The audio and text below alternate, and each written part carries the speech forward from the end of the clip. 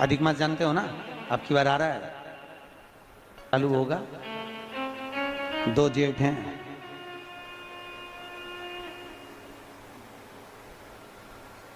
एक जेठ इतना भारी पड़े, 2 जेठ कहीं करेगा। 2 जेठ। अधिक मास का महीना भगवान शिव के स्मरण का माह, ठाकुर जी के भजन का महीना, भगवान नारायण के लाड़ लड़ाने का महीना। खूब प्रेम से भजन, जितना भजन कर सकते हो उतना, और काउंट कर नहीं कि कितना भजन करा है। कई लोग हाथ में वो बटन दबाते रहते हैं, राम राम राम राम। काउंट नहीं करना है, कर लो जितना कर सकते हो। अधिक मास के महीने में जितना पुण्य कमा सकते हो कमा है। अधिक मास की पंचमी तिथि के दिन गन्ने का रस, गन्ने का रस जानते हो, ईख का रस, गन्ने का रस तुलसी जी के क्यारे में हाथ में लेकर 7 बार अपना नाम और गोत्र बोलकर छोड़ दो। जिंदगी में 3 साल में तो करोड़पति बनकर बैठ जाओगे, कभी लक्ष्मी की कमी नहीं। टेंशन में जिंदगी जी रहे हो तो अधिक मास की शिवरात्रि मत छोड़ना। 5 दिए अधिक मास की शिवरात्रि पर जरूर लगाना। पहला, शंकर मंदिर के द्वार पर, मतलब शिव मंदिर के बाहर। दूसरा, बेलपत्री के वृक्ष के नीचे। तीसरा, आंवले के वृक्ष के नीचे। चौथा, नदी का घाट या कुएं का घाट या तालाब का घाट या सरोवर का घाट या आपके घर में कोई पानी का हंडा हो उसके पास में। और 5वां, अपने दरवाजे की चौखट पर राइट हैंड में दिया अवश्य लगा। ये अधिक मास की शिवरात्रि पर जरूर करना। जिंदगी में कितना भी धक्का खा रहे हो गए, भगवान हाथ पकड़कर खींचकर बाहर कर ही देगा, शिव तत्व को जाएगा। अवश्य पुरुषोत्तम के मास, तुलसी की लकड़ी पानी में घुमाकर, लकड़ी नहीं हो तो माला तो होगी ही, जल में भ्रमण कराकर, जल में घुमाकर, तुलसी की लकड़ी को जल में डालकर स्नान जो करता है, मात्र घुमाना है, लकड़ी डालकर नहीं रखना है, घुमाकर अपने पूजन वाले स्थान पर रख लो, या पानी में पहले से घुमा लो, उस पानी को ले जाकर डाल दो। अमावस्या स्नान जो जीव करता है, शिव महापुराण की कथा कहती है, जितनी वर्ष में सोमती पड़ती है, सोमती अमावस्याएं पड़ती हैं, शनिचरी अमावस्याएं पड़ती हैं, सारी अमावस्या का पुण्य उस जीव के खाते में चला जाता है। कितने मालपुए दान करते हैं अधिक मास में? 33। 31 नहीं लिखे हैं, अधिक मास की कथा में लिखे हैं 33। 33 ही क्यों करते हैं? काहे के लिए करे जाते हैं 33 मालपुए? कोई महाराज जी से पूछियो कि भैया 33 ही क्यों, 31 कर दो, 32 कर दो, और मालपुए ही क्यों? रसगुल्ला कर दो, इमरती कर दो, जलेबी कर दो, पर मालपुए लिखे हैं अधिक मास की कथा में, मालपुए, और वो भी 33। 31 नहीं। अभी तक आपने जितने भी दान करे, 21 कर लो, 11 कर लो, 108 कर लो, पर 33 ही मालपुए अधिक मास में। तो अधिक मास की कथा में यह वर्णन किया गया है कि मालपुए इसलिए दान करे जाते हैं क्योंकि मालपुए जब बनाए जाते हैं तो उसमें बारीक बारीक छिद्र हो जाते हैं। जितने मालपुए में छिद्र पड़ते हैं उतने नरकों में हमारे घर के पूर्वजों को जाना नहीं पड़ता और वो परमात्मा के धाम चले जाते हैं। इसीलिए मालपुए दान कर जाते हैं, रसगुल्ला नहीं। और 33 क्यों? 30 दिन के तो 30, 31वें नंबर का मालपुआ। हमने अगर बेटी के घर का अन्न खा लिया हो, हमने बेटी के घर का अगर भोजन कर लिया हो तो उसका दोष ना लगे, इसलिए 31वें नंबर का मालपुआ दान होता है। 32वें नंबर का मालपुआ हमने ब्राह्मण और गुरु के घर का अगर कुछ खा लिया हो तो उसका दोष ना लगे, इसलिए 32वें नंबर का मालपुआ होता है। और 33वें नंबर का मालपुआ हमने किसी के घर का सूतक या सावड़ का खा लिया। सूतक सावड़ जानते हो ना आप लोग? मरे के बाद में अगर किसी के यहाँ कुछ पा लिया जाए तो सूतक का है, और सावड़ मतलब किसी के बच्चा जन्म ले ले उसके अंतर्गत हम भोजन कर ले तो वो सावड़ का। हमने अगर सूतक या सावड़ का भोजन कर लिया हो तो हमें दोष ना लगे, इसलिए 33वें नंबर का मालपुआ होता है। ये 33 मालपुए का दान इसलिए करा जाता है कि हम नरकों में ना पड़े, हमारे पूर्वज, हमारे घर के जितने भी पूर्वज गए हैं वो नरक में ना पड़े, इसलिए मालपुए का दान देने से हमारे पूर्वज तर जाते हैं। मालपुओं का दान 33। तो शिव कथा कर रही है। चंचुला ने भगवान शिव के मंदिर में बैठकर कथा का रसपान करा, और उस रसपान को करने के बाद में मन में थोड़ा सा ग्लानि उत्पन्न हुई, थोड़ा दुख हुआ, मैंने क्या कर दिया, अपना जीवन यूं ही निकाल दिया, बचपन गंवा दिया, जवानी गंवा दिया, धेड़ी गंवा दी, और बुढ़ापा आ रहा है तो वो भी यूं नष्ट हो जा रहा है। चोरी का अन्न लाते थे, मैं खाती थी, वो जीवन गया। अब थोड़ा भजन किया, वापिस गई चंचुला। जिस ब्राह्मण ने शिव महापुराण की कथा सुनाई थी उसी ब्राह्मण के पास पहुंची, उसी ब्राह्मण के पास। ब्राह्मण देवता, ब्राह्मण देवता, गुरुजन, आप मंदिर में शिव कथा कह रहे थे और कथा में मैंने बहुत सारा व्याख्यान सुना कि पापी को कैसा कैसा त्राण भोगना पड़ता है। प्रभु, मैं बेधव्य विधवा, ऐसा कोई कथा सुना दीजिए जिससे मैं परमात्मा के धाम को चली जाऊं। ब्राह्मण ने वापिस शिव महापुराण की कथा सुंदर सरोवर के तट पर चंचूला को श्रवण कराई और चंचूला उस कथा को सुनकर भगवान शंकर के कैलाश धाम पर पहुंच गई, जहां पार्वती जी की सखी बनकर निवास किया है चंचूला। इतनी पापी की पत्नी होने के बाद, बिंदु जो कपटी था, पापी था, छली था, उसकी पत्नी होने के बाद भी यहां पार्वती की सहेली का, पार्वती जी की सखी बनी। बड़ी सुंदर।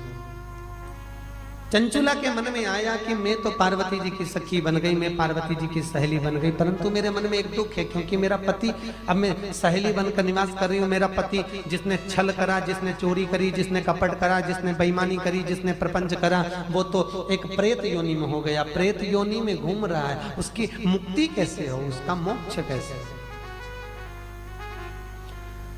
तो सूत जी सोनक जी को कह रहे हैं, उस पति के मोक्ष के लिए चंचूला ने पार्वती जी से पूछा, मां जगत जननी अम्बा, जगतधात्री मां दुर्गा, हे जगदम्बा, हे पार्वती, कुछ ऐसा नियम बता दो जिसको मैं कर कर अपने पति को मोक्ष दे दूं, प्रेत योनि से वो छूट जाए। तब चंचूला के शब्द सुने तो तुरंत पार्वती जी बोली, इसका तो एक ही उपाय है, अगर जिस कथा को मैंने शंकर जी के मुख से सुनी थी, वही शिव महापुराण की कथा अगर तेरे पति के निमित्तार्थ कराई जाए तो तेरा पति भी मोक्ष पा जाएगा और वापिस मोक्ष पाकर तू अखंड सौभाग्य को धारण कर सकती है। अरे बोलो जम के। 26वें नंबर के मालपुए पर अधिक मास में विष्णु पुराण में लिखा है, 26वें नंबर के मालपुए पर अगर वैजंती माला को रखकर दान दे दिया जाए तो जिंदगी में कभी कमर घुटने का दर्द होता ही नहीं है, कभी जिंदगी भर नहीं होता। वैजंती का दान इतना प्रबल है। वैजंती माला 26 अधिक मास में 33 मालपुए में से 26वें मालपुए पर अगर वैजंती माला का दान कर दिया जाए तो वो माला की प्रबलता से घुटने और कमर का दर्द शांत हो जाता है, समाप्त। और वैजंती माला का इतना क्रम है साहब कि घर में ठाकुर जी को बिना वैजंती माला के कभी नहीं रखना। क्यों? शास्त्र कहता है हमारे घर में अगर किसी ने टोना करा, हमारे घर में हाय लगी, नजर लगी, या हमारे घर में थोड़ी सी भी परेशानी आती है तो वैजंती माला में जो मनके होते हैं वो अपने आप फटना चालू हो जाते हैं, टूटना चालू हो। 3 दान है वैजंती के। कितने दान? अधिक मास में 26वें मालपुए पर दान, वैजंती का दूसरा दान हमारे यहाँ कहा गया बैकुंठ चतुर्दशी के दिन वैजंती का दान कर देने से लक्ष्मी की घर में कभी कमी नहीं होती। काय का दान? जम के बोलो, वैजंती का। कौन से दिन? बैकुंठ चतुर्दशी के दिन। तीसरा दान वैजंती का बसंत पंचमी के दिन अगर वैजंती का दान कर दिया जाए तो उस घर में कभी क्लेश नहीं होता, सास बहू देवरानी जेठानी में अपार प्रेम रहता है। कौन से दिन? जम के बोलिए, बसंत पंचमी। 3 वैजंती के दान। पहला दान अधिक मास में कौन से मालपुआ?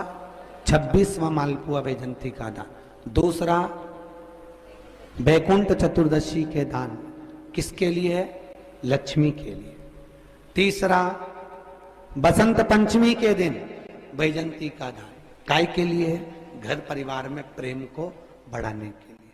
और याद, हिरण्यकशिपु ने वर मांगा था, ना नीचे मरूं, ना ऊपर मरूं, ना अंदर मरूं, ना बाहर मरूं, ना अस्त्र से मरूं, ना शस्त्र से मरूं, ना दिन में मरूं, ना रात में मरूं, ना नर से मरूं, ना परशु से मरूं, और ना ही मैं 12 महीने में मरूं। भगवान ने तथास्तु कह दिया था और एक अधिक कर मेरे भगवान ने एक अधिक कर मल मास को प्रकट करा, अधिक मास को प्रकट करा और अधिक मास को प्रकट कर उसको उस अधिक मास में नरसिंह भगवान प्रकट होकर हिरण्यकशिपु का संहार करे। माता लक्ष्मी एक बार भगवान विष्णु से प्रश्न करी है कि ये सारा ठाट भगवान नारायण आपको बैकुंठ का राज्य कैसे मिला, आप बैकुंठ के अधिपति कैसे बने, आपको ये बैकुंठ कैसे प्राप्त हुआ।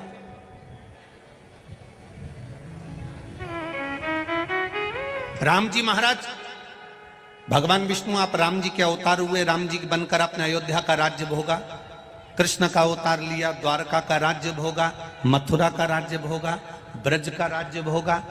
आखिर आपको ये राज्य हर घड़ी, हर पल, हर क्षण कैसे प्राप्त होते हैं, किस तरह से?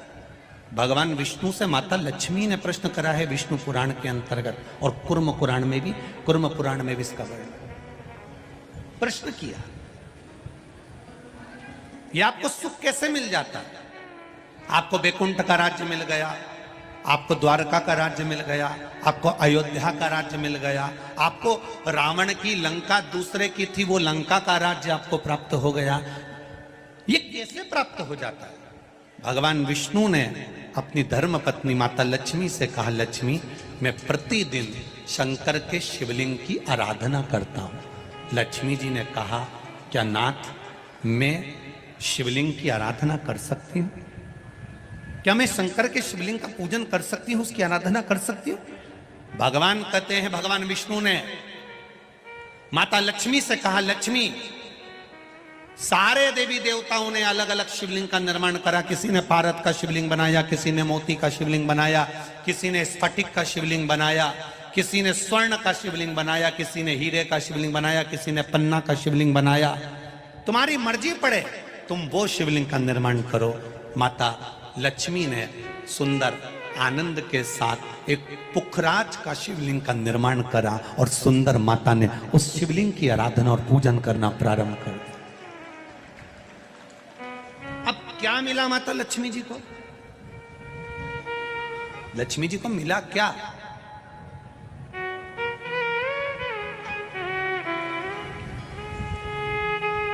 क्या प्राप्त हुआ माता लक्ष्मी जी?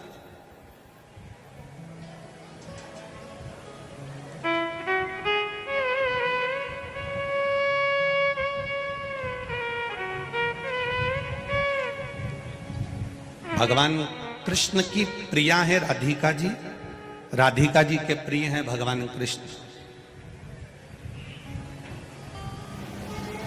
राम जी को बीच में कुब्जा भी मिली, सुपनखा भी मिली, पर मेरे नारायण को बहुत कुछ प्राप्त हुआ, पर आज भी लक्ष्मी जी को क्या मिला है? तो कहा, लक्ष्मी तुम किस चीज के लिए शिव जी की आराधना कर रही हो?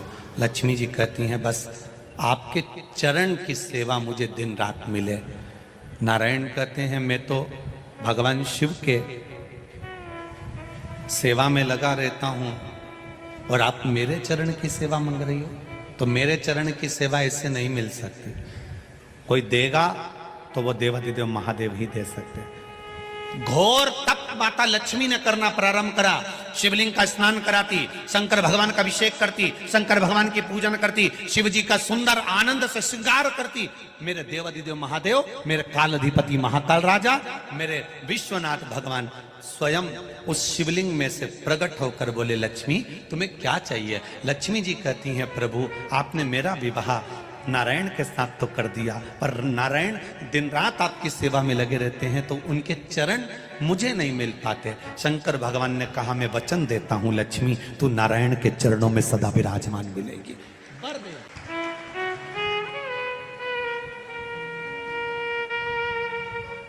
ब्राह्मण हो, क्षत्रिय हो, वैश्य हो, शूद्र हो, बच्चा हो, जवान हो, बूढ़ा हो, बेटी हो, बेटा हो, नारी हो, पुरुष हो, जो है अगर वो शिव की आराधना में लगा है, उसका मनवांछित फल की पूर्ति हुई है।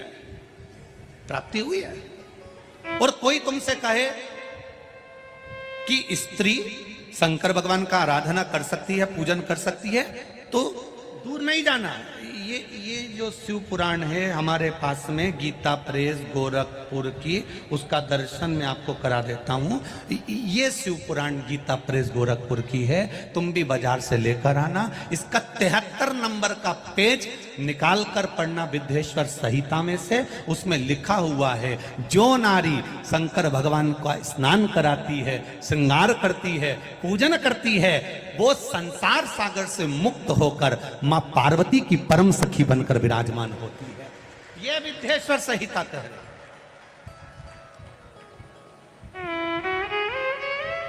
और इसी शिव महापुराण का 73वें नंबर का पेज पढ़ने के बाद में 75 नंबर पेज को पढ़ना विद्येश्वर संहिता का। उसमें लिखा है, जो शंकर भगवान को जल चढ़ाकर उस जल का आचमन करता है वो 3 ताप से दूर हो जाता है। ये मेरा निवेदन है आस्था चैनल वालों से, पन्ना मैं निकाल रहा हूं और उसको मैं लाइन से अक्षरों पर लाइन दिखा रहा हूं। मेरा निवेदन है, आप भी बताना कि शंकर जी पर जल चढ़ाकर पीने का कितना लाभ है। प्रश्न नंबर 75।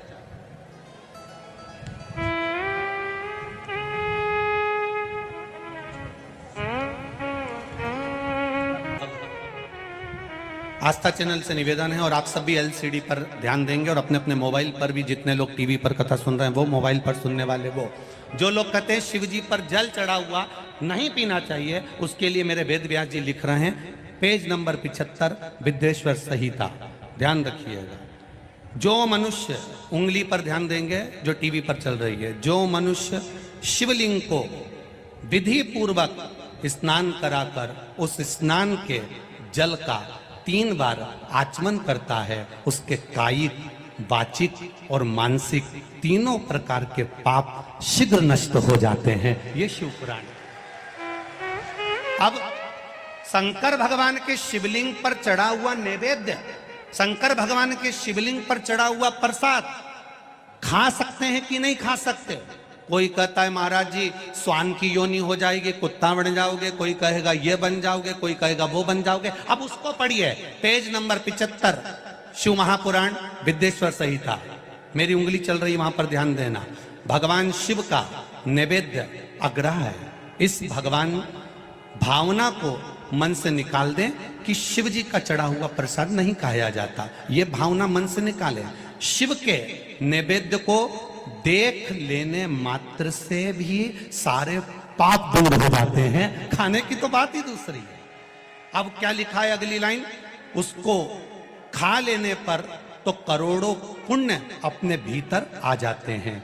आए हुए शिव नैवेद्य को, जो शंकर का प्रसाद है, शिव जी पे चढ़ा हुआ नैवेद्य है, अगर वो आपके सामने आ जाए उसको सिर झुकाकर प्रसन्नता पूर्वक खा लेना चाहिए। जो शंकर के चढ़े हुए नैवेद्य को ये कह देता है कि थोड़ी देर से खाऊंगा, वो पाप में लिप्त होता चले जाता है।